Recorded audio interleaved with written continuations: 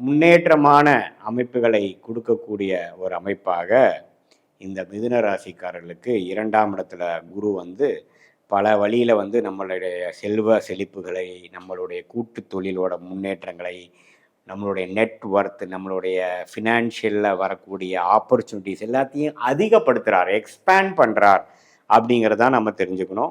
அதே மாதிரி வெளிநாடு போகணும்னு நினைக்கிறவங்களுக்கு டக்குன்னு வெளிநாடு போகக்கூடிய அமைப்பு, ஹையர் ஸ்டடீஸ் படிக்கணும் அப்படிங்கிறவங்களுக்கு நல்ல யூனிவர்சிட்டியில் வந்து அட்மிஷன் கிடச்சி டக்குன்னு வெளிநாடு போகக்கூடிய அமைப்புகள், இது மாதிரிலாம் நல்ல அமைப்புகளை கொடுக்கக்கூடிய ஒரு தருணமாக இந்த குரு கொடுக்குறார். ராகு பாருங்க 9ஆம் இடத்திலும் கேது 3ஆம் இடத்திலும் இருந்து நல்ல பலன்களை கொடுத்து கொண்டிருக்கிறார்.